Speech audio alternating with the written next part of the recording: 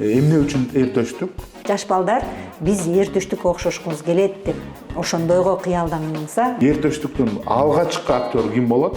Жана башка актерлор ким болот деп тандадыңызбы? Жаш баланы алабыз, анан ошону Брэд Питт кылабыз, кыргыздын Брэд Питти болот. Тиги Желмогусту, Жез кемпирди жеңет, анан экинчи бөлүктө башка бирдеме болобу? Эгерде сени деген түн ичинде ойготкондо тур кино тартасың дегенде кеминде 4 сценарийиң даяр болуп туруш керек. Рендер кылган, монтаж кылган чоң компьютерлер керек. Каяктан аласыз? Кыргызстанда жок да мунун баары. Биздин эртөштүк тасмабыз Властелин колецтен кем болбойт деп ошол стилистикада жасалат. Эл баатыр болуп атпайбы? Жоламан, ак жол дегендер. Мүмкүн ошондойлорду дагы тартсак туура болобу деп ойлойсуз. Кандай ойлойсуз? Сиз биздин бир идеябызды ачып койдуңар да. Биз ошону деген ойлоп атканбыз. Саламатсыздарбы, урматтуу Эксклюзив KG каналынын көрөрмандары. Азыркы кыргыз кинематографиянын жаңы доору келатат деген сөздү айтсам жаңылбайм деп окшойт. Анткени жаңы жакшы долбоорлор пайда болуп атат. Азыр мына Манастын уулу Семетей деген кино тартылып жатат. Жана дагы бир жакшы кабар, Эртөштүк деген эпоско дагы 3 бөлүктөн турган жакшы бир кино келе жатат. Бул маалымат боюнча биз менен бүгүнкү биздин маектеш Дальмира Телепберген айым бөлүштү. Бүгүнкү маек сиз менен. Биринчиден сизге чоң рахмат, убакыт таап бизге ушул маек берген үчүн. Саламатсыздарбы? Саламатсыңарбы? Чоң рахмат чакырганыңарга. Рахмат, Дальмира айым. Алгачкы эле суроо, ушул Эртөштүк деген эпос менен сиз алгачкы заманда эле ушул долбоор менен жүрөсүз. Биз 2010 жылы эсибизде бар, ошону бир анимациялык мультфильм деп тартабыз деген пландар менен бөлүшкөнсүңөр. Сценарист катары чыккансыңар. Анан азыркы YouTube'ду карасак, ал жакта трейлери дагы бар.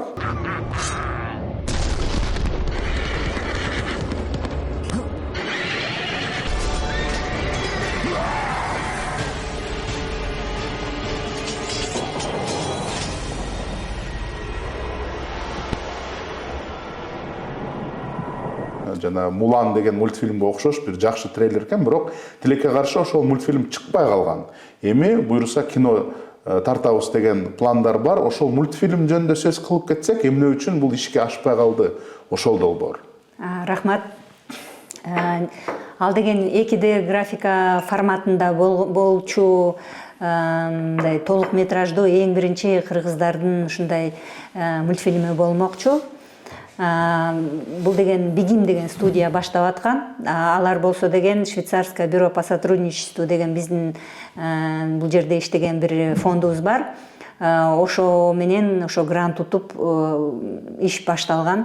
Бирок баштаганда эле билгенбиз да, ошо каражаты жетпейт депчи. Анан биз ойлогонбуз, өкмөттө кошулабы балким деп.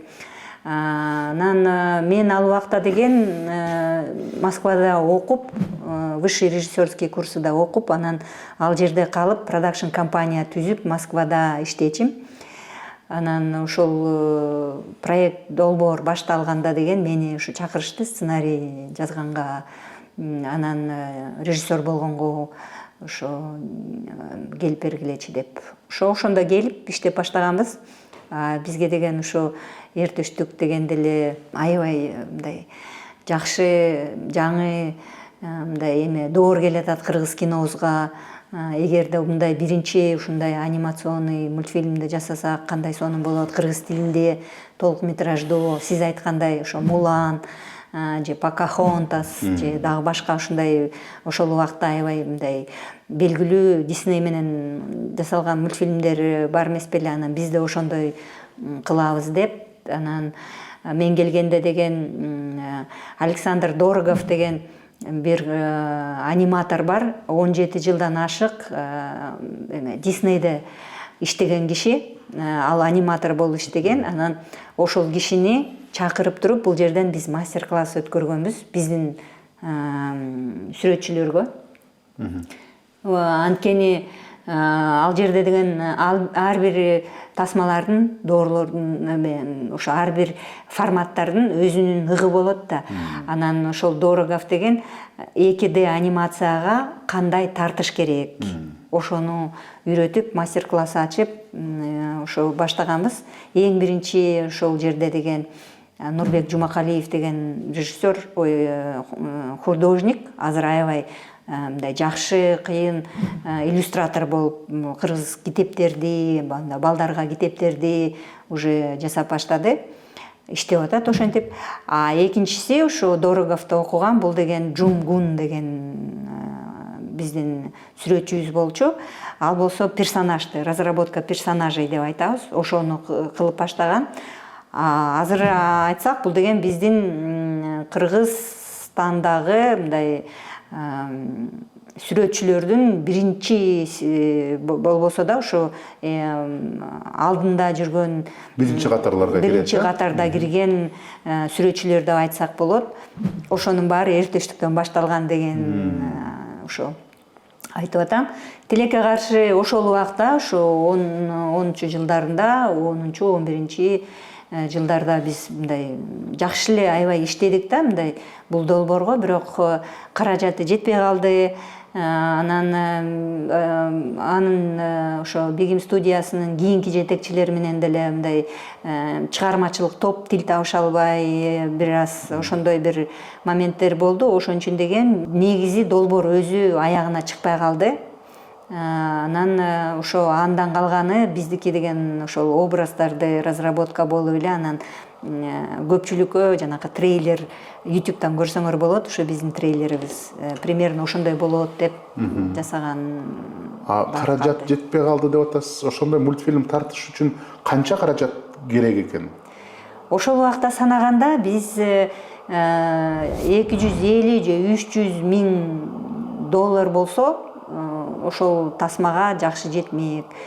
Даже балким 500 000 болсо, анда вообще сонун тасма кылабыз деген идея болчу. Негизи деген бул деген Кыргызстанда чоң сумма деп мындай угулса, бирок деген салмаштыруу тиги Голливуд деп айтып атабыз, ошо Disney, Pixar болобу, ал жерде бул деген жөнөкөй эле, кичинекей эле бир проходной фильмдерде мындай суммага тартылбайт деген идеяда. 500 000 долларыңыз бар болсо, ошондо аягына чыкмак экен да бир жакшы биринчи кыргыздардын мультиги болмок. Швейцаристер канча акча берди ошол 500 000 доллардан? Ошону билбейт экенмин, ал деген жетекчилер менен чечилген нерсе. Мени чакырганда уже болуп калган, бирок мен ошол убакта где-то 200дөй берилет деген мындай сөз болуп аткан. Канчасы берилди, канчасы берилген, аны мен билбейм. Мен чыгармачылык адам болуп ал проектте каржыга киришкен жоксуз. Ал жерге киришкен жокмун. Мен автор сценария жана режиссер. Канча акча жетпей калды да билбейсиз да? Билбейм, анткени көп эле жетпей калды. Бизди ошо бүт мындай болгон каражаты сториборд деп коебуз, сценарийди полностью тартып туруп, анан мындай бир мындай черновой кылып, мультфильм кандай көрүнөт примерно деп, анан озвучка кылып жасап койгонубуз болду. Анан жанагы трейлер. Дагы ошо разработка персонажей, фаны деген нерселер бар, ошолор менен. Анан мен айтып атпайм, жана Дороговду чакырдык депчи, Александр Дорогов. Бул деген аябай сонун иш болду негизичи, анткени биздин сүрөтчүлөргө ушу анимацияны уже тааныштырып, ушундай тартыш керек анимацияга, анткени деген ал жерде ар бир детальдарын мындай тартпай, мындай фрагментарно мындай образды эле бир түшүргөндөй кылып, анан бир эки линия менен эле характерди көргөзгөн деген бир өзүлөрүнүн ыктары бар да, анан ошолорду үйрөттү. Анан ошого да мындай аны алып келгенге деле мындай каражаты мындай көп биздин бюджеттен чыкты деп айтсак болот, бирок бул мындай жеке кеткен эмес, мындай жакшы нерсе болду деп ойлойм. Эгерде биз деген ошол убакта деген дагы ошончолук дагы каражат тапсак, же өкмөт ошол убакта колдосо, анда деген уже 10 жыл болот эле ошо биздин Эртөштүк деген толук метраждуу мультфильмибизге деген биздин балдар ошо үйрөнүп, балким кыргыз тили да мындай тааным алуу болмок да, мындай. Өнүгүп, бир муун өсүп калмак экен да 10 жылда, бир школдун мууну ошо мультфильмди көрүп. Мен сураган себебим азыркы эртештикте ошондой болуп калбайбы деген коркунуч болуп атат да. Ошол убакытта мультфильмди жасап атканда өкмөткө кайрылып көрдүңүз беле? Ошо жардам керек болуп атат, ушундай амбициялык, жакшы бир кыргыз элине жакшы таасир берген мультфильм жасап атабыз деген суроо менен кайрылдыңыз беле? Негизи бул продюсер ошо Бигим студиянын жетекчилери болчу, Андрей Ли деген бир мындай продюсер болчу, бизнесмен деп айтсак болот. Ал болсо деген ошо көп эле коомдорго, кыргыз коомдорго ошо эртөштүк жөнүндө айтып, өкмөткө да кайрылып эле атты. Бирок ал убакта мен ойлойм, биздин өкмөтүбүз деле негизи жеке эле эртөштүк эмес, маданиятка деле мындай кайдыгерлик, бир өзүнчө бир эме болчу да, мындай кандай десем, остаточный принцип деп коебуз го, ошондой эле. Көп көңүл бурбай, эң аягына калтырып койгон нерсе. Аягына калтыргандай эле болуп эле. Ошон үчүн деген биздики көп деле мындай өнүгүү өскөн ошол убакта болгон жок, мындай өзүнчө эле мындай айрым режиссерлор башка жерден акча таап, мындай тасмаларды тартып, ошонткен эле болбосо, өкмөт тарабынан мындай көп деле жардам болгон жок ал убакта. Азыр жагдай өзгөрдүбү? Азыр жагдай өзгөрдү деп мындай ишенем. Анткени деген закон тарабынан деле өкмөттөн өзүнүн мындай кандай десем эмеси бар да, кызыгы бар. Ошо биз деген өзүбүздүн духубузду көтөрүш үчүн эмнебизди көтөрүш керек? Биз деген өзүбүздүн маданиятыбызды, өзүбүздүн тилибизди популярдаштырыш керек деген мындай эмеден өкмөттөн өзү мындай эмеси бар да, кызыкчылыгы деп айтсак болот. Ошон үчүн деген азыр деген жакшы долбоорлорго мындай көп эле мындай тарых долбоору болобу, мындай эпикалык долбоорлор болобу, ошого жакшы эле каражаттар бөлүнүп баштады. Бул деген мындай өкмөт ошо ишенип, анан өкмөт ушундай долбоорлор керек деген мындай өзүнүн сезими бар деп ойлойм. Анан азыр аябай сонун убакыт болду деп атам, ошол биздин эпосторго делечи. Анткени ошо өкмөт түшүндү деп айтсак болот. Эл мындай эл да сезип, азыр эл мындай суранып аткан, суусап аткан кези деп айтсак болот да, биздин эпосты кайра бир ренессанс деген мындай өзүнчө бир агым пайда болот болуш керек деп ойлойм. Анан чыгармачылык адамдар да азыр ушундай долбоорлорго көңүл буруп баштады. Бул деген негизи мынтип айтат го, ааламда өзү эле мындай агымдар болот депчи. Анан деген ушу азыр деген ушундай агым бизге келди болуш керек деп. Эртөштүктүн убакыты келди окшойт, Демек, жеке эле эртөштүктүк эмес, бирок мындай биздин эпосторду ушинтип жакшы мындай тасмаларды жасаганга мындай өзүнчө бир убакыты келди болуш керек деп ойлойм. Сиздин сөзүңүзгө кошулам, анткени мен дагы көрүп атам, биздин өзгөчө президентибиз Садыр Жапаров абдан буга чоң мындай маани берет. Биздин тарыхыбызды, биздин кыргыз тилибизди, биздин маданиятыбызды, биздин салттарыбызды алдыга түрткүлөп, идеология катары биздин келе жаткан муундарга көрсөтөлүк деп, мына каражат бөлүп берип, ушундай каражаттарды киного салабыз деп, жанагындай жакшы долбоорлор пайда болуп жатат. Эми сизден уктук, ушул Эр төштүк деген кинонун долбоору Кыргызстандын өзүнүн Властелин колец болот деп. Ошол жөнүндө мындай айтып берсеңиз, масштабы кандай болот, эмне жөнүндө болот, кандай тартылат, Властелин колецтин деңгээлине жетеби деген кеңири пикириңизди айтсаңыздар. Чоң рахмат. Негизи деген мен Властелин колецтен андан да жакшы болот деп айтсам жаңылбайм деп ойлойм.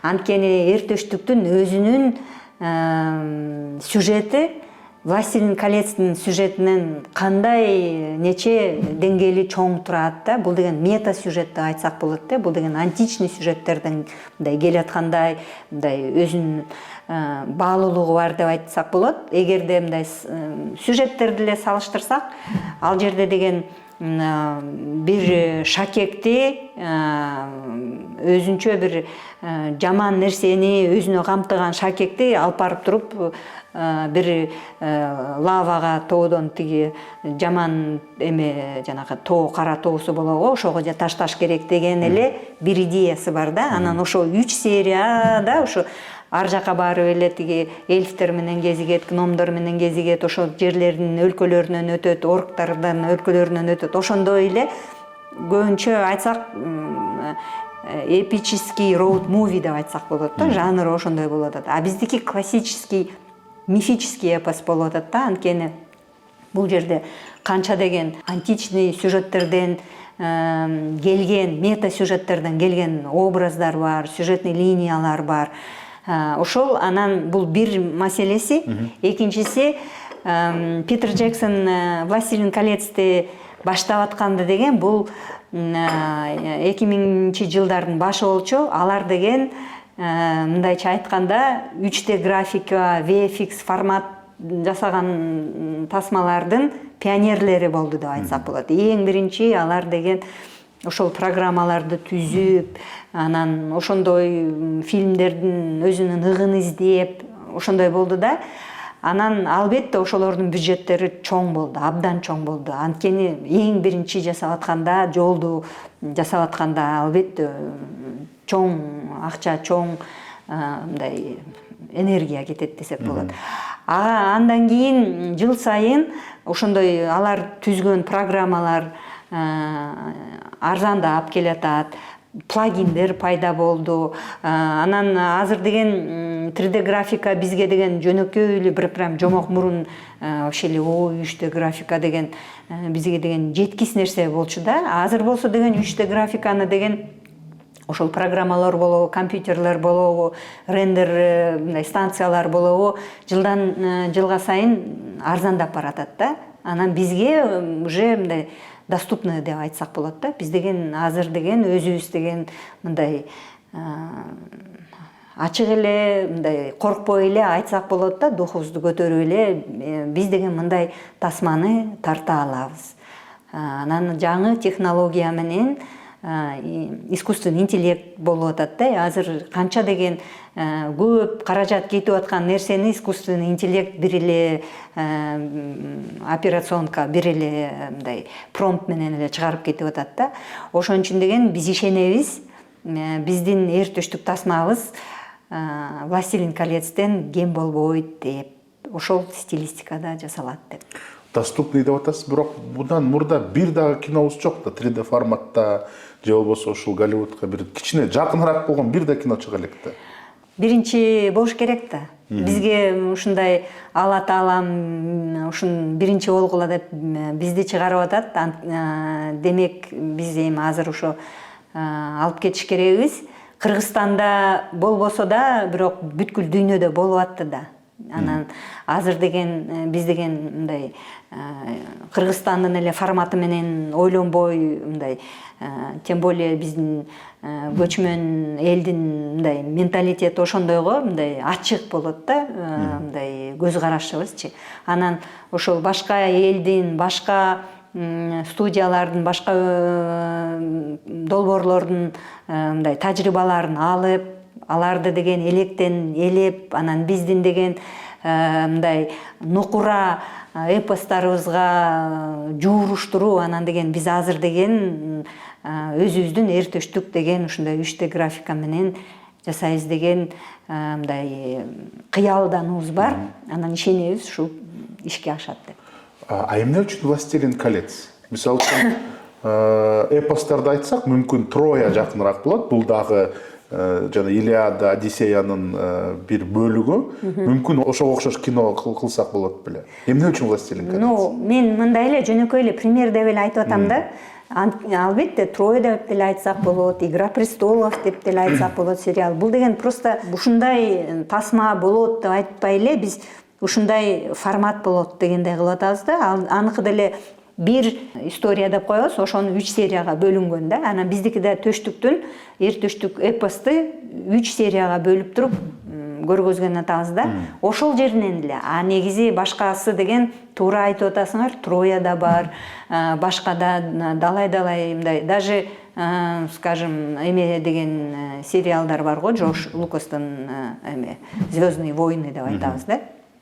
Ошондой да айтсак болот, ошо у истоков ошондой долбоорлор турат деп. Ошондо эл төштүк трилогия болот экенде, 3 бөлүктөн турган кино, эмне үчүн 3кө бөлдүңүз? Эмеси чоңбу? Сюжети ошончо чоң болуп атат. Сценарий уже жасагандан кийин көрсөк, биз сценарийден да дагы көп нерселерди, эпостагы камтыган нерселерди да мындай сценарийге бир линияга мындай караганда өзүнчө сюжет түзөсүңөр да. Ал деген эпостон бир аз мындай кыскараак болот да. Ошентсе да 3 серияга, бир серияга батпай, ошону биз 3 серияга бөлүп атабыз. Анткени деген биз деген жеке эле историясын көргөзбөй эле, бирок биз деген ааламдай болуп көргөзүш керекбиз да. Бул жерин көргөзүш керекбиз, элин көргөзүш керекбиз, 3 катмар биздин мындай ааламды көргөзүш керекбиз да. Мындай ошонун баары 3 серияга да мындай батпай атат деп айтсак. Биздин кичи эпосубуз. Көрдүңөрбү кандай биздин эпостарыбыз аябай мындай сюжетке мындай эме болот да. Киного жаткан татыктуу сюжеттер, ошондо тактап кетсем, 3 бөлүк эмес, 3 серия болот экен. Анткени менин түшүнүгүм боюнча бөлүк бул мисалы үчүн бир бөлүктө бир сюжет бүттү, анан алынын кандайдыр бир жаңы тарыхы башталганда экинчи бөлүгү чыгат. А серия деген биринчи сериянын уландысы экинчи серия болуп кетиши мүмкүн. Ошондо 3 сериялык бир сериал болот экен да. Негизи биз 3 бөлүк деп айтсак туура келет болуш керек. Анткени деген биз баштаганда эң биринчи жер үстүндөгү историясын бүтүрүп атабыз. Анан деген мындай өзүнчө ар бир сериясын өзүнчө тасма кылып көрсө болот деген биздин мындай өзүбүз мындай идея коюп атабыз да. Ошондо бири-бирине зависит этпеген сериялар болуп атабы? Болот, бирок мындай генеральный сюжетная линия деген бар да. Ал 3 серияга тең бир болот, бирок ар бир серияныкы өзүнчө бир мындай законченная арка деп айтсак болот да, сюжетная, ошондой болот да. Властелин колец деле ошондой. Мисалы айтып кетсек, эртештикте болсо мына биринчи бөлүктө тиги желмогусту, жез кемпирди жеңет, анан экинчи бөлүктө башка бирдеме болобу, жагандай? Жок. Биринчи бөлүктө 9 агасын таап, 8 агасын, 9 деп айтабыз да. 9 агасын таап, кайра Элемандын өргөсүнө кайра келди деген. Бул деген өзүнчө бир чоң. Ошол бир бөлүк болобу? Ошол бир бөлүк болот. Анткени китепте бул кымындай эле бир нерсе да. Биздики деген киногеничность деп айтат го сюжети. Ошого караштырып жасайбыз да. Ошондо эң биринчи сюжети ошондой болот. Элемандын аңгемеси, эр төштүктүн төрөлүшү, кандай төрөлдү, тиги Бекторонун өзүнчө бир сюжетный линиясы болот окшойт, ошондой болот. Анан тиги 8-9 агасы жоголуп кетет. Жоголуп кетип, анан кайра аны деген эр төштүк кайра аларды алып келип деген. Бул деле өзүнчө бир жакшы эле сюжет болуп калды да, деп айтсак болот. Анан калганын экинчи бөлүгү азыр деген спойлер болуп калат деп ойлойм. Ошон үчүн деген ошо биринчи баштап атканыбыз ошондой деп айтсак болот. Анан калгандарын тасмадан көрөбүз, буюрса. Тасмадан буюрса көрөбүз. Бир бөлүктүн убактысы канча убакыт болот? 90 мүнөт. Негизи бул деген психологияга, мындай караганда психикага, мындай адам чарчабай көргөн убакыт деп айтат. 1,5 саат экен да? 1,5 саат.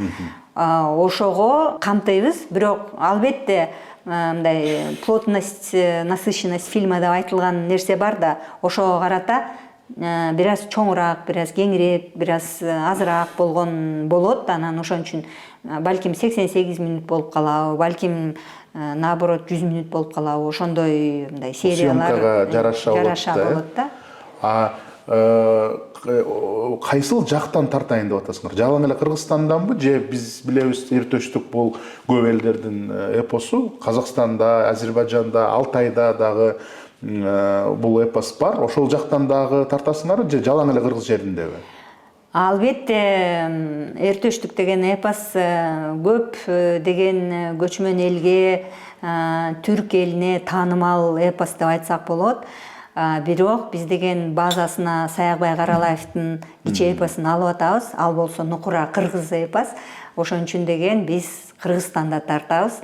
Анан дагы биз тартканыбыздан биздин өзүбүздүн кыялыбыз Кыргызстан Новая Зеландиядан кем калбайт деген сонун жерлерди көргөзүп, Кыргызстандын абдан сонун жерлерин мындай фильмге камтып, анан фильмден кийин, тасма чыккандан кийин Кыргызстанга да туристтер ушинтип келип, ушул жерде Эртөштүк тартылды эле деген ушундай келсин деген биздин кыялданыбыз бар. Локацияларды тандадыңызбы? Каяк жактан болот? Негизи мен Кыргызстан, мен тажрыйбам кинодо иштеген көп эле да, анан Кыргызстандын мындай чукул ар кайсы мындай өрөөндөрүн баарын билем. Анан кайсы сцена кай жерден мындай тартылат деген оюбуз бар. Бирок азыр каражат биз дагы ала элекпиз. Выбор натуры деген нерсебиз бар. Аны деген ошол Кудай буйрса деген өкмөт кол коюп туруп, мына баштай бергиле дегенде БСМЛда дегенде ошондой жерлерди көрүп баштайбыз. Бирок биз азыр уже примерно пландарды билебиз да, кайсы жерге барып. Ошо оюңуз боюнча айтып кетсеңиз, кайсы өрөөндөрдө болот? Биз айтып атпайбызбы, бул деген жомок депчи, бул кыргыз эпостарынын эң жомоктуу эпос деп айтып атабыз. Илгерки эпос, мета сюжетный эпос деп айтып атабыз. Бул жерде болсо деген жеке эле сыйкырлуу персонаждар эмес, каармандар эмес, сыйкырлуу жерлер да болуп атат. Ошон үчүн деген жарымы, где-то 50% павильонда тартылат деп айтсак болот. Анын үчүн деген чоң павильон салыш керек. Ошо мындай LED экран, хромаки деп коебуз да, зеленка. Зеленка. Ошондой жерде тартылат. Мындай натурный съемки деп коебуз. Ал жерде Кыргызстандын көп эле райондоруна барабыз. Көбүнчөсү ошо көл тарап болот. Анан калган жерлерин нарында бар. Ошо анан баарын айтпайбыз, анткени деген мындай утверждение болгондон кийин анан айтыш керек да. Жок, пландарыңыз эле айтсаңыз. Ошо пландар бүт райондорду камтыйбыз деп эле ойлоп атабыз да. Дагы Эртөштүктө мындай чөлдүү жерлер бар. Чөлдүү жерлер бар. Ошону каяктан тартасыз? Көлдүн түштүк жеринде анча-мынча жерлерин билем, ошондой бар экенинчи. Каньон, сказка жактардабы? Ошондой жерлеринде бар. Ошо сказканы да бир аз караштырабыз. Озеро Мезбахира жака баргыбыз келип атат. Анан дагы көп үңкүрлөр бар, азыр жаңы ачылып аткан сталактиттер менен. Ошондой жерлерди да ушу тартабыз деген кыялданыбыз бар. Анан сиз айтып кеттиңиз, мурдакы маектерде Эртөштүк бул мындай алгачкы кадам болот. Андан кийин мүмкүн башка бир эпостарга дагы өтөбүз деп, мүмкүн дагы Манас атабыздын дагы убакыты келет. Ошол Эртөштүктүн локацияларында, мисалы үчүн Таласта тартып, ошол кандайдыр бир трейлер катары, жарнама катары караган жоксуңарбы? Мына Таластан тартып, мына Эртөштүктү бул жактан тартып, анан эмкиси Манас болот деген ой болгон жокпу? Таласты биз негизи мындай ойлоп атабыз да, барып туруп бир сцена болсо да тартыш керекпиз депчи. Анткени деген ал жерде өзүнчө бир энергетика бар. Манас атабыздын өзүнүн мындай руху деп айтсак болот да, ошол жерде. Анан биз кыргызбыз да, биз көчмөн элбиз. Биз деген ошондой кыргызчылык кылыш керек да. Ар бир жумушту кылып атканда кылдаттык менен, бысмылда деп, ушу өзүбүздүн ата бабаларыбызга мындай туура мындай жол менен мындай сыйынып, алардан жол аштырып, ошентип туруп чыкканда мен мындан ачык айткандан коркпойм. Анткени деген биз деген ушундай сакралдуу материалды алып ушундай тасма баштап атканда биз ошондой жол менен башташ керекбиз деп ойлойм. Каржы жөнүндө айтып кеттиңиз. Санап көрдүңүзбү? Ошо 3 бөлүмү бар кинону тартканга канча каржы керек экен? Негизи Кыргызстанда мындай көп каражат бир тасмага бөлүнө элек деген мындай сөздөр кетип атат да. Бир четинен муну туура деп айтсак болот. Жоопкерчилик абдан чоң, өкмөт ишенип ушинтип берип атканына мындай таазим деп айтсак болот да. Кыргызстанга салыштырганда ооба туура ошондой болуп атат. Бирок бул бизде технология 3D, VFX деген тасманын технологиясы өзүнүн ыгы бар да.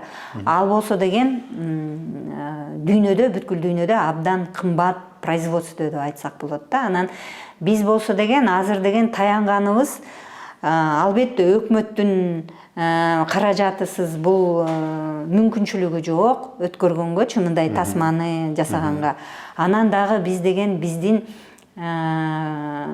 группабыздын, биздин ошо сүрөтчүлөрүбүздүн, 3D графиктердин мындай энтузиазмга мындай аябай таянып атабыз. Анткени алар деле биздики деген супервайзерлер бар, 3D графиктер бар, Голливудка иштеген, онлайн менен иштеген. Биз ойлойбуз, бул деген бизге таанымал эмес, кантип баштайбыз, биз билбейбиз, уят болобуз, болбой калат депчи. А биздин жаш балдар эбак эле онлайн форматка өтүп, эбак эле Голливуд менен иштеп жүргөн балдар бар. Ошол анан ошол балдарга таянып биз ишенебиз да, биз деген мындай тасмаларды кылсак мүмкүнчүлүгүбүз бар. Каражат жөнүндө болжолдоп канча акча керек экенин, мындай планда канча акча керек экенин билесизби? Өкмөттөн азыр деген где-то ойлоп атабыз, эгерде бир 1,5 миллиардтай андан бир аз төмөнүрөөк сумманы эгерде мындай макул берип баштасак, бисмилла деп ушундай суммага биз мындай тартып бере алабыз жакшы. 1,5 миллиард сом. 500 миллион сом экен да демек, 500 миллионго жетпейт. Жетпейт. Анан ошондо биз ишенебиз тасманы жакшы деңгээлинде, орто деңгээлинде дейли, мындай кем калбай эле Властелин колец деп атабыз, ошону мындай эме кылып, үлгү деп алып туруп, биз ошону тартабыз деп толук жоопкерчилиги менен мен айтып атам.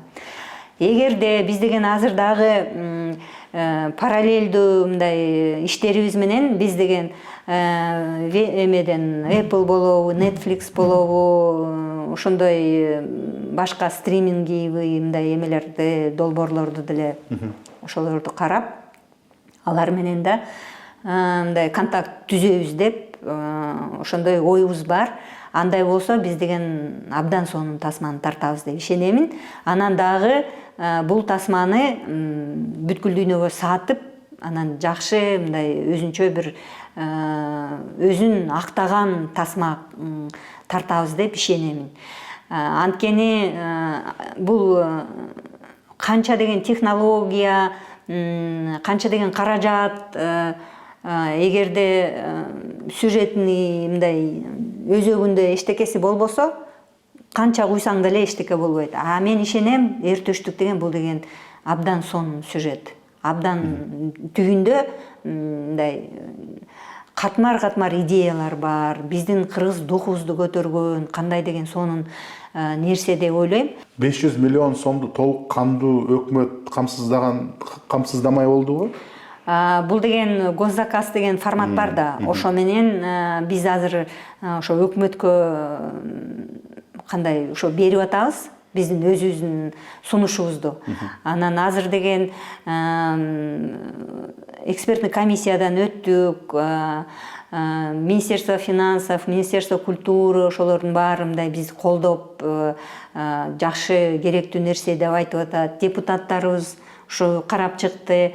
Эми деген мындай улам этаптарды өтүп атабыз да. Эми премьер-министр деңгээлинде, анан жанагы биздин президентибиздин деңгээлинде биздин проектибизди ошо каралып атат. Анан биз ишенебиз. Кудай буюрса, биздин президентибизге ишенебиз эң биринчи. Анткени деген мен ойлойм, ошо өзү биздин президентибиз мындай реформаларга, анан биздин маданиятыбызды көтөрөм деген өзүнүн да мындай жакшы идеялары бар. Анан бул деген биздин милдетибиз, биз деген ошо президентибиздин идеясын кошуп туруп, мындай өзүбүздүн салымыбызды кошуп, мындай көтөрүп кеткенгечи, анан деген ошо биздин эртештик деген долбоорубуз именно ошондой долбоор деп ишенемин. Ошон үчүн менин ишенимим бар, президентибиз колдойт деп. Демек азыркы ушул стадияга жетиптир да, кабинет министрлигинин башчысы жана мамлекет башчы ошону бекитип берсе, буюрса ошол каражат келет, анан бул тартуу башталат. Башталат. Ушул каражат келсе эле командаңыз даярбы? Мен ойлоп атам, мындай чоң долбоорго абдан күчтүү профессионалдуу командалар керек, бул операторлор керек, бул күчтүү продюсерлер керек. Менин оюмча, бул чоң команда керек. Ошол командаңыз даярбы? Командабыз даяр. Негизи биз бюджетти куруп баштаганда эле мен уже байланышып баштагам. Ошо балдарды издеп, ошо Голливуд менен иштеген балдар кийим, ошо мындай 3D графика менен съемка кылган, хромакейде, LED экранда тарткан операторлор кимдер, кайсы балдар, кайсы кыздар, ошолор менен жакшы байланыштар, анан аларга эле идеяларды айтып бергенде эле алар баары эле мындай көздөрү күйүп эле эртештик өзүбүздүн кыргыз демек долбоор тартат турбайбызбы, демек биз ошондой иштей турбайбызбы, албетте биз иштейбиз деп азыр деген мындай күтүп аткан жаш балдар биздики бар да. Анан основной негизги биздин мындай группабыздын костягы деп коебуз, ал бар. Жакшы ошо художнигибиз бар, жакшы 3D графиктер бар, супервайзер. Аттарын айта аласызбы? Кимдер мындай күчтүү команданын мүчөлөрүнүн аттарын? Азырынча айта албайм, анткени деген биз деген финансированияны уже мындай алгандан кийин анан ошо балдар менен иштеп баштайбыз. Алар менен даже мындай договор түзгөнгө да биз мындай укугубуз жок да. Анан азыр айтканга деле негизи мен алар менен договор түзүп туруп, анан айтсам болот да, элге, көпчүлүккө мен ушу менен. Бирок мындайынан сүйлөшүп, азыр мындай чогулушуп, группа алдын ала ошондоп байланышып жүрөбүз. Ар бир проектти биз деген азыр ар бир улам сайын презентацияларды даярдап атканда ошо балдар ошо иштеп берип, даярдап, жардам берип, мындай баарыбыз иштеп атабыз. Анткени деген каражат жок да, биз өзүбүз эле өзүбүздүн каражатыбызды кошуп, өзүбүздүн убакытыбызды бөлүп ошентип иштеп атабыз. Ошон үчүн деген баарына ошо тазим деп айтат элем, рахмат ушу биздин группабызга. Анан ошо буюрса договор түзүп баштаганда эле мен баарын тең ошо айтып берем. Жалпы кимдин командасы иштемей болду? Кайсы студиябы, бул эмне, кандай, же бул кыргыз киносунун командасыбы, костягы эмеси, эң алгачкы курамы? Бул деген эмеси статусу госзаказ болуп атпайбы? Өкмөттүн мындай буйругу боюнча ушундай тасма тартылат деген. Албетте бул деген өкмөттүк мындай студиялар болуш керек. Биздики деген Кыргыз фильм деген киностудиябыз бар. Ошо Кыргыз фильм киностудиясынын ушу базасында тартылат. Бирок сиз айтып кеттиңиз, мына павильондор деп, 10дон кем эмес павильон керек экен. LED экрандар керек, хромакей, анан өзгөчө камералар керек. Ошонун өзгөчө рендер кылган, монтаж кылган чоң компьютерлер керек. Жасалма интеллект менен иштей алган компьютерлер. Ошо технологиянын баарын каяктан аласыз? Кыргызстанда жок да мунун баары. Ошон үчүн биздин бюджетибиз ушундай болуп атпайбы? Демек сатып аласыз да? Биз баштайбыз, эң биринчи баштайбыз. Анан павильон биздики бир павильон болот, чоң павильон болот да. Ар бир мындай булуңунда деген өзүнчө бир сценаларды, там павильонго деген достройка на натуре деген декорациялар бар, ошолорду кылганга. Анткени павильон чоң болуш керек да, ал деген кеминде бир 3 этаж 4 этаждуу чоң ангарда бир 50 метрдей болобу, 30 метрдей болобу, 50 на 30 же ушундай чоң. 50 на 30 демек 150 квадрат болот экен. Ошондой анан где-то 4 этаждуу имараттай болуш керек да, бирок легкая конструкция. Анан бир четинен ал жерди де мындай кышында да иштегенге ыңгайлуу болсун деп ал жердин баарын деген жылытыш керек. Команданын курамына дагы көз карасак, режиссерлор жөнүндө айтып кеттим. Бул биздин белгилүү атактуу режиссерлор, Эрнест Абдыжапаров, Руслан Акун, ошондой сыяктуу деңгээлдеги режиссерлорду консультация катары чакырасыңарбы?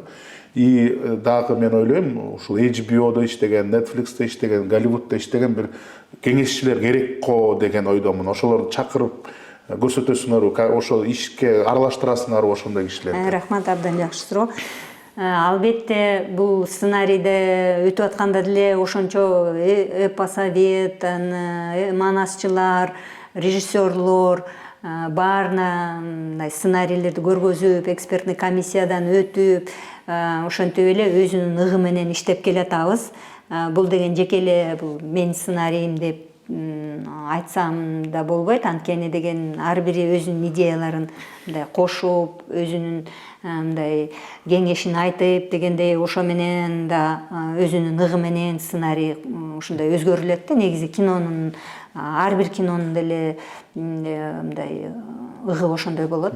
Мен айтып кетпедимби жана Netflix, Apple ошондой стриминговый компаниялар менен да иштеген атабыз. Ошолорго да чыгып атабыз. Анан дагы ошо Новая Зеландия, Жаңы Зеландиядагы Вета VFX деген студия бар да, ошо Властелин колести жасаган студия деп айтсак болот. Анан ошол жерден биз азыр байланышып атабыз. Бир монтажер болобу, супервайзер болобу, ошолорду чакырып бул жерден биздин балдарыбызды үйрөткөнгө. Анан дагы биздин постановщиктерди балким ошо продюсерлер менен чогуу ошо Вета студияга барып, кантип жасалды эле, кантип ушу павильонду кантип кылыш керек, бул процессти кандай организация кылып, ыгын кандай кылып коюш керек депчи, өзүбүз эле велосипедти кайра эле изобретать этпей эле деген. Ошо барып ушу үйрөнүп, анан ушу баштайлы деп ойдорубуз. Ушундай жеке эле бул Кыргызстандын мындай өзүнүн чек арасына эле мындай кирип албай, мындай өзүбүздү мындай көзүбүздү ачык карап, бүткүл дүйнөдө ошо кандай долбоорлор кылынып атат, эмнесинен үйрөнүп алсак болот, эмнесин бизге мындай чакырып чогуу иштешсек болот, кимиси менен деген ошондой ойлорубуз бар. Демек кеңешчи катары болот да, жана съемочный процесс болуп атканда ошонун баарын биякта тууралап, биякта кеңеш берип дегендерди алсаңар абдан туура болот деген ойдомун. Ошонун баарын жасоо үчүн, ошол бир кинону тарткан үчүн канча убакыт керек деп ойлойсуң? Мисалы үчүн эртең, мисалы үчүн президентибиз бекитип берсе, ошондон баштап канча убакытта тартып бүтөбүз деген ойдосуңар? Буюрса 4,5 жыл деп ойлоп атабыз. 4,5 жыл? 4,5 жыл. Анткени бул 3D графиканын өзүнүн ыгы ушундай да. Ал деген ар бир мындай эмеси секунда сайын, миллисекунда сайын бул деген эмелери 3D графика менен жасалган. Ал деген аябай мындай жумуш да, чоң жумуш. Анан жана өзүнүн просчет деген болот, рендер деген, алда өзүнчө бир чоң иштер бар. Бирок албетте бул деген долбоор мындай бүттү дегенде да, ага чейин биринчи тасмасы болот, ал чыга берет. Үчөөнү тартып бир чыгарбайсызбы? Биринчини тартып анан чыгарып? Жок, үчөөнү бир тартабыз. Бирок ошо 3D графика менен иштеп баштаганда эң биринчи алгачкы биринчи сериясын баштайбыз да, аны монтаждайбыз да. Съемканын баарын бүтүрүп алгандан кийин деле монтаждап эметип атканда деген эң биринчи сериясын бүтөбүз. Анан экинчи сериясына ошондо ошо ойлойм 1,5 жыл ошо ичинде мындай ар бир этап сайын биздики болот да, өкмөткө отчетко бергенге материалдарыбыз болот. Анан ошо биринчи тасмабыз чыгат, анан экинчи тасмабыз бет ачары болот, анан үчүнчү тасмабыз, ошонун баарын камтыганда где-то 4,5 жыл деп ошо санап атабыз. Ортодон чыга берет экен да. Ортодон чыга берет. Анан ортодон биринчи сериясы чыга электе деле өкмөткө көргөзгөнгө, презентацияга ар мындай 3D графикадан жасаган болобу, же съемка болгонубу, же костюм болобу, ар бир этапта бизде уже мындай иштеп аткан процессте деген любой моментте келип көргөнгө мындай мүмкүнчүлүк болот да, презентацияда болот, баарыбыз биз ачык иштейбиз деп ушундай план түзүп атабыз. Ар бир тасманы тартып атканда 50% мындай жетишкенчиликтин 50%ын бул актерлордон. Мисалы үчүн мына Властелин колец'те бир нече белгилүү актерлор бар үчүн ошолор кинону тартып кетет да. Башка мисалдар бар, абдан көп каражат салып, жана съемкаларын жакшы кылып, бирок актерлор начар болуп калса, баг ачылбай калат. Трояны мисалы үчүн мына Гектор менен берки Брэд Питт аткарган Ахиллес, ошол Трояны Троя кылган ушул каармандар да. Ушул эртөштүккө сиздин көз карашыңыз барбы? Эртөштүктүн алгачкы актер ким болот? Анан жанагындай башка Эламан жана башка актерлор ким болот деп тандадыңызбы? Албетте, анча-мынча мындай кастингтеп коебуз, ошонун көз карашыбызды боюнча мындай анча-мынча актерлорду биз мындай үстүнөн деп коебуз, сыртынан тандап алганыбыз бар. Анан бул деген эртөштүгүбүз деген эң башынан баштап атпайбызбы? Төрөлгөнү менен кандай төрөлдү, кантип өсүп атты, анан эң биринчи агаларын издеп кетти деген ошо. Ал деген бир нече актер болот экен да, тиги Курманжардаткага окшош. Ошондо деген биз деген эң мындай жаш баланы алып атабыз да. Албетте бир нече актерлор мындай бала чагын аткарат да. Анан ошо жаш баланы биз деген ошо кандай деп айтсак, чоң деңгээлге, мындай баатыр деңгээлге алып келип атабыз да. Ушунча канча деген баатырлыкты кылып, эми мына баатыр эр болду, эр төштүк болду. Биринчи мындай төштүк тентек бала деп атабыз да. Анан ошого деген биз деген жаш баланы алабыз, анан ошону Брэд Питт кылабыз, кыргыздын Брэд Питти болот. Бирок жаш бала эртөштүк жаштан бери уже башка балдарын күрөштөн утуп, мындай өзгөчө ыйлатчу да барын, Ооба, ошондой бир нече мындай балдар бар, мындай чоңураак кыргыздардын деле өзүнүн мындай эмелери бар го, балбандарчы. Кичинекей чагынан эле көрөсүң да, мындай. Ошондой мындай балдар бар, ошолорду тартабыз. Андан кийин ошо тентек бала, ушундай жаш бала болду, анан ошо ушинтип тентек кылып жүргөндөн көрө агаларыңды издебейсиңби, агаларыңды таппайсыңбы дегенде, анан ал уже жеке эле өзү жөнүндө ойлобой, агалар жөнүндө, эң биринчи агалар жөнүндө ойлоп баштап атат. Агалар аркылуу эли жөнүндө ойлоп, анан элин сакташ керегин ойлоп, ошондой деңгээлге келди деген кыргыздын баатыры ошол элди ойлогон, эл үчүн мындай баатырлыктарды кылган ошол нукура баатыр деген идеяны алып келебиз да, ошондой. Эң негизги эртөштүк болот, жана баатырлыкты бар кылган эртөштүк. Сиздин оюңузча ошол бир белгилүү бир актер болуш керекпи? Же карама каршы белгисиз бирөөнү, жана киного тартылбаган белгисиз бирөө келип багын ачыш керекпи? Кандай деп ойлойсуз? Эртөштүктү негизи биз деген анча деле белгилүү бала эмес, бирок таланттуу, аябай харизмасы бар.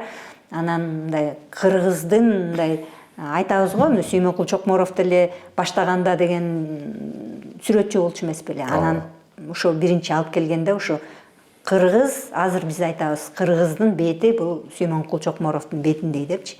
Анан биз да ушундай жаш баланы, жаш таланттуу баланы ошондой деңгээлге алып келгенге ошондой оюбуз бар да, ушундай.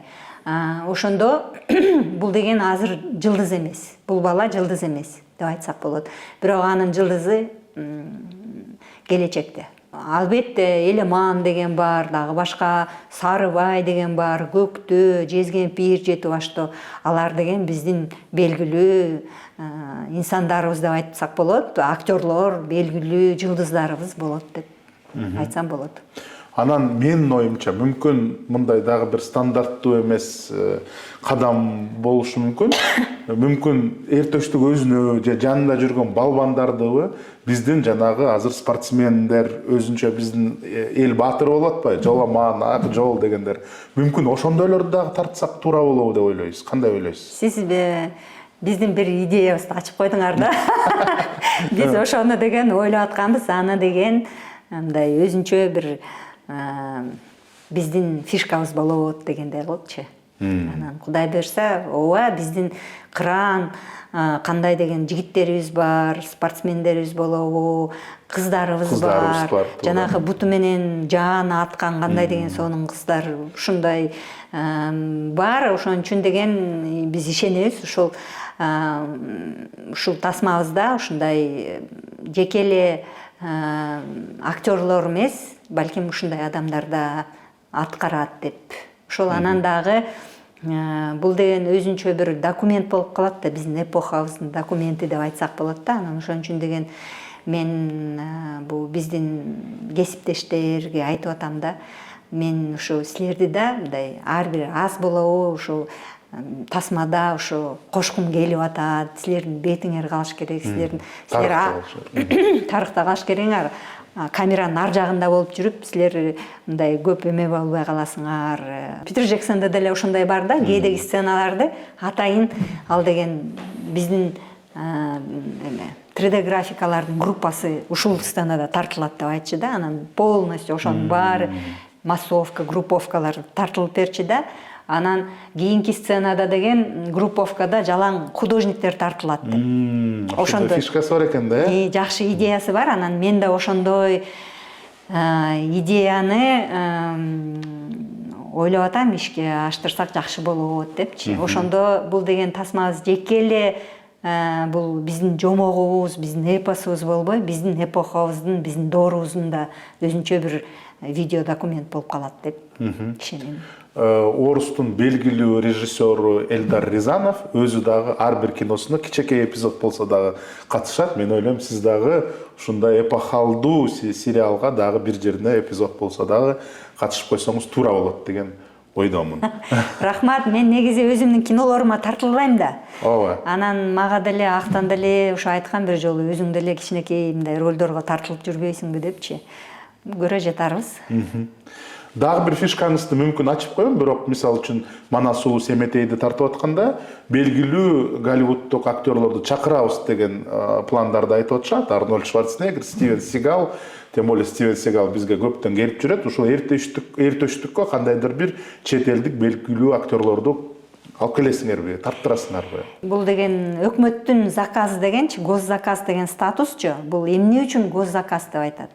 Бул деген биз кыргыз нукура мындай код деп коебуз, ошондой кыргыздын идентификациясын көтөрүп, кыргыздын тили деп, кыргыз деген ушундай болот деп биз көргөзгүбүз келип атат да, мына кыргыз депчи. Анан деген Стивен Сигал деген Голливудда эбак эле эмеге кеткен, отброска кеткен эле актер болуп калганда, анан аны чакырып келип туруп, анан тиги Голливудтан вообще эчтеке болбой калган кишини анан кыргыздын бул деген нукура духу ушундай болот деген деле туура эмес. Мисалы катары айтып атам. Туура эмес болуш керек. Ошон үчүн деген госзаказ деген 100% негизи да идея боюнчачы каражаты өкмөттүкү. Анткени деген ошо биз деген башка актерду алып келсек, Голливудтан мисалы, ал деген өзүнүн культурный бэкграунд болот да. Ошону алып келет да өзү мененчи. Анан биздики деген бул жерде деген негизги каарман болбосо, ал нормальный болот. Ооба, негизги каарман эмес. Мисалы үчүн казактардын кочевник деген көчмөн деген киносу бар. Ал жакка Марк Дакаскасты чакырып, Ооба, туура. алгачкы рол эмес, экинчи, үчүнчү ролдорго коюп койгон, бирок ал дагы мындай кичине казактарга окшош өзүнчө бир мындай изюминка катары болду да, ошондой катары дейм. Андайды биз колдонобуз деп ишенем. Анткени деген мен айтып атпаймынбы, эгерде биз деген ошо Netflix же Apple же дагы башка мындай чет өлкөлүк мындай эмелер менен, компаниялар менен, агымдар менен иштейбиз деп атсак, албетте алардын деле өзлөрүнүн сунушу болот. Бирок деген мындай негизги каармандарыбызды кыргыз болуп, кыргыз бойдон калыш керек деп мен ишенем. Ушундай болуш керек деп ойлойм. Дагы айтып кеттиңиз, бул өз-өзүн актаган, анын жалпы дүйнөгө белгилүү болгон сериалдар, кинодон болуш керек. Ошон үчүн башка тилдерге которосузбу, субтитрбы же кандай, же мындай түзмө-түз которуу болобу? Ойлоп атабыз, дубляж болот го депчи, түзмө-түз эле которуш болуш керек. Анткени деген мындай тасманын деген бул экшен болот да, бул деген авторский деп деле айтсак болбойт да, бул деген көбүнчө жанровый кино деп. Анан бул мындай субтитр менен бир аз болбой калат болуш керек. Ошон үчүн деген дубляж болот деп ишенебиз. Кайсы тилдерге?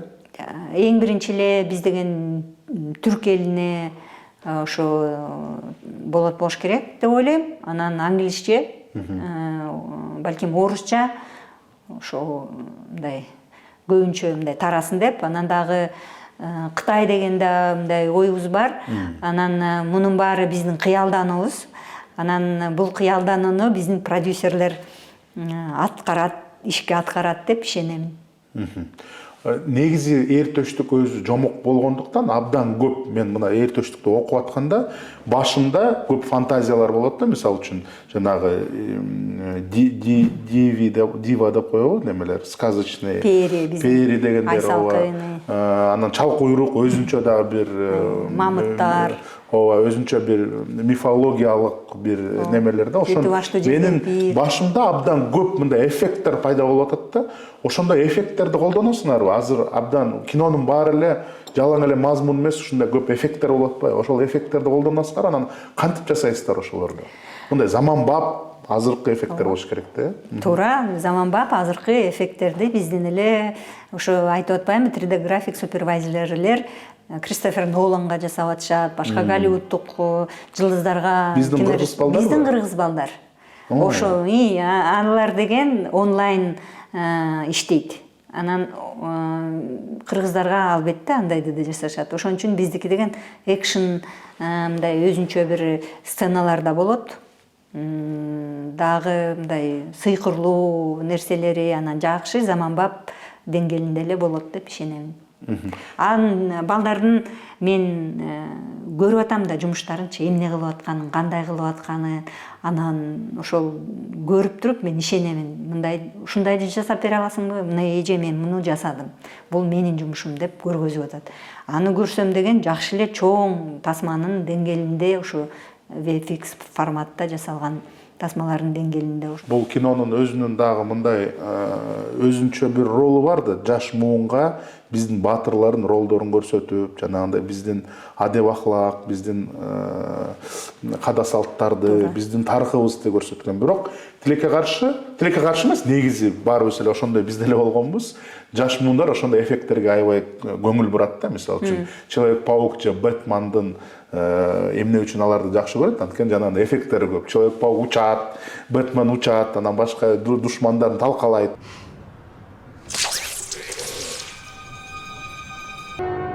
Ладно, поехали.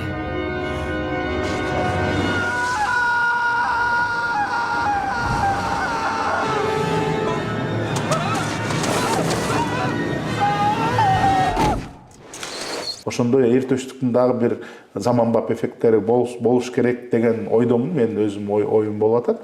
Мен ойлойм ошого дагы абдан көп көңүл бурасыңар деп. Анан ушул эпостун мааниси жөнүндө сөз кирди. Эмне үчүн эртөштүк?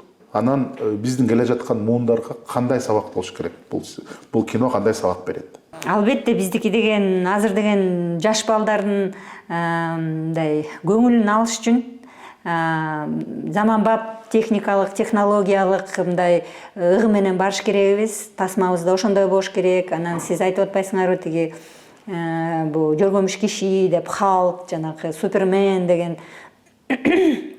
каармандар Голливудтун. Анан биздин балдарыбыз тилекке каршы ошолорго окшошкусу келет да азырчы. Сверхспособность бар, сверхспособность. Эртештикте да өзүнүн эмеси болуш керек. Анан өзүнүн эмеси бар эмес беле? Кольчугасы, чайниги деген ошондой. Ооба, ошол деген бизде албетте болот. Анан биздин кыялыбыз негизи бул эртештүктү кийинки муун жаш балдар биз эртештүккө окшошкубуз келет деп ошондойго кыялданса, бул деген абдан сонун. Демек биз деген өзүбүздүн миссиябызды аткардык деген бизге мындай берет да сезим. Биз айтып атпайбызбы азыр деген кыргыз тилди ушу мындай популярдаштырыш керек деп. Биз деген кызыктырыш керекбиз. Кызыктырганда эмне менен кызыктырабыз?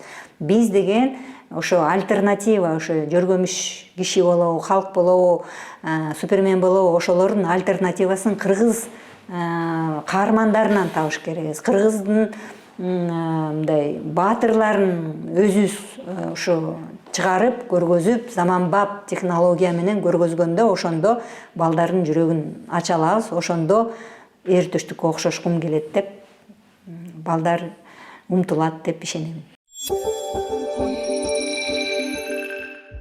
Мен мисалы үчүн эл аманды окуп атканда бул ачкөздүктүн символу катары, кенжекени карап атканда даанышмандын символу, чалгуурукту карап атканда достуктун символу, ошондой бир сабактары бар да. Сиздин оюңузча ошо дагы кандай сабактарды берет эртештик? Кандай болуш керек? Кандай тарбияны берет жаш муундарга? Бул негизи эртештүктү көргөндө жаш муун демек бул жөнөкөй эле бала болгон турбайбы, тентек да болуптур, кадимки биздей эле турбайбы? Анан ушу элди ойлоп баштагандан кийин анан ушу көрсө баатыр болот турбайбы? Эл үчүн мындай иштерди кылып, эл деп жүрөгү соккондо ошондо баатыр болот турбайбы деген идеяны камтыйбыз да. Ошол негизги биздин идеябыз ошол. Анан албетте дагы башка деле каармандарыбыз болот. Анан алардын да мындай сыйкырлуу өзүнчө бир кесепеттери болот, өзүнчө идеяларды айткандай эле сиз айтып атпайсыңарбы, чалгуурук тиги досу болот деп, төрт мамыттай болсо деген бул деген биздин төрт сезимибиз деп айтсак болот да. Көрөгөч, бат чуркаган бул деген биздин идеябыз, мындай оюбузду кандай бат мындай чуркап жылат деген ошондой идея болуп атат да. Ошондой ар бир каармандын өзүнүн мындай подтексти бар деп айтсак болот, символу, символикасы. Анан бул эртештүктө айымдардын, аялдардын образдары да аябай күчтүү образдары деп айтсак болот. Анан 3 негизги айым бул деген Айсалкын, Пери, анан Кенжеке, анан Гүлайым болуп атат да, жер астындагы. Бул деген 3 айымдын мындай типаждары деп айтсак болот да.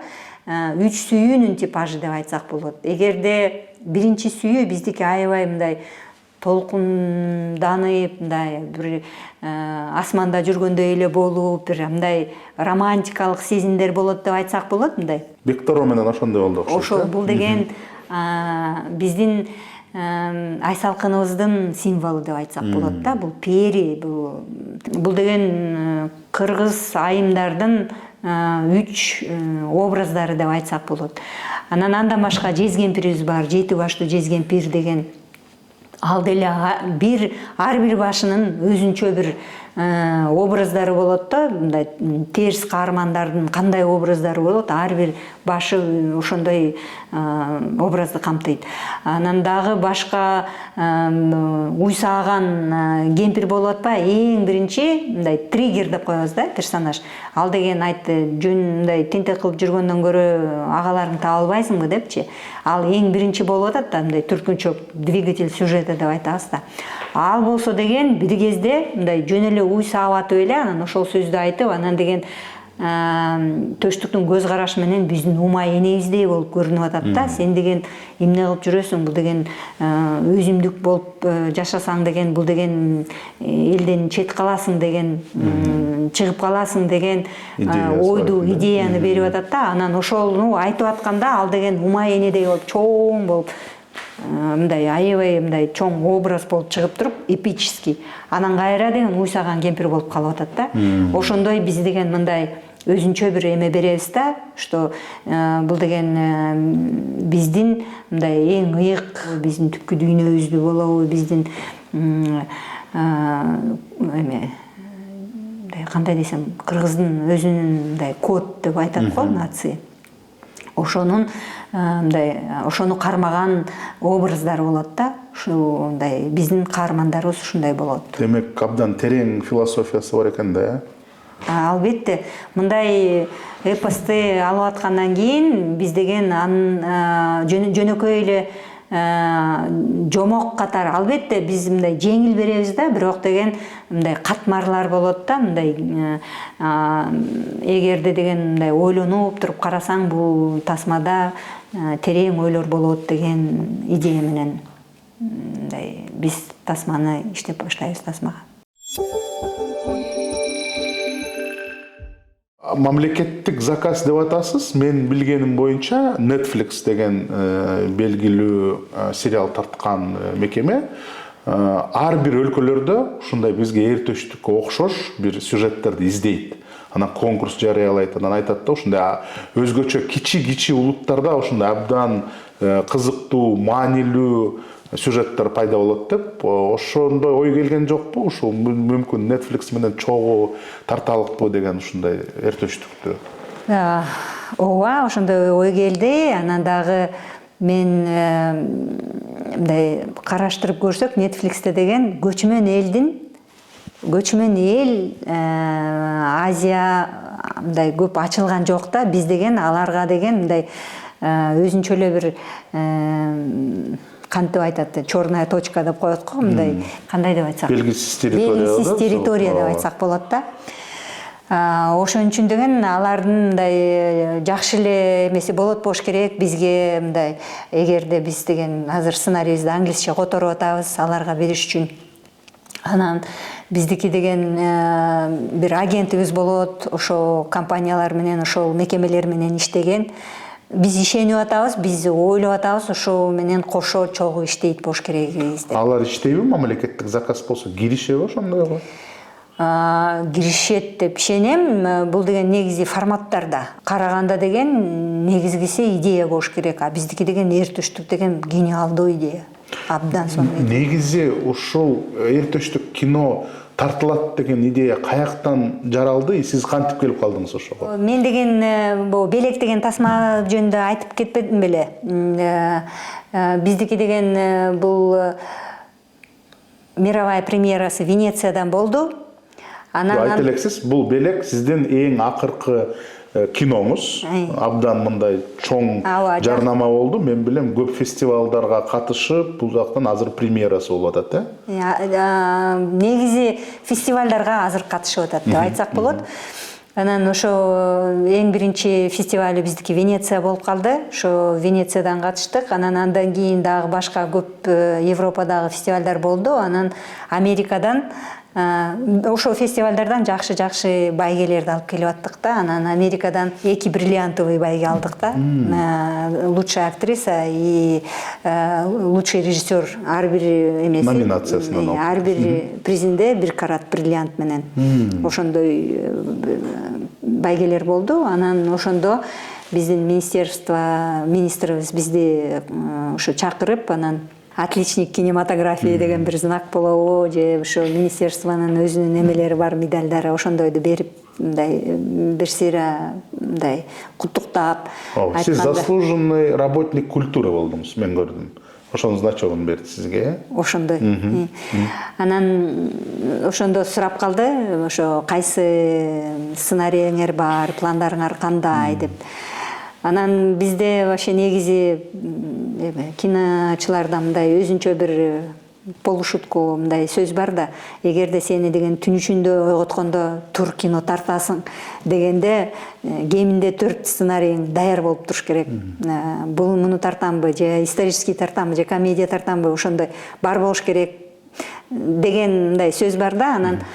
Анан ошо тартасың, кайсын тартасың деп сурап калганда деген, анан албетте мен өзүм сценаристмин да, сценариym көп эле бар да. Анан эң биринчи Богачы деген сценарийди айттым. Сендикмин деген сценарий. Аны деген ошо мурунку жылы жазгам. Ал деген биздики ат башылык мындай биздин ырчыбыз деп айтабызбы, Богачы, анан деген анын сүйүүсү Үкөй.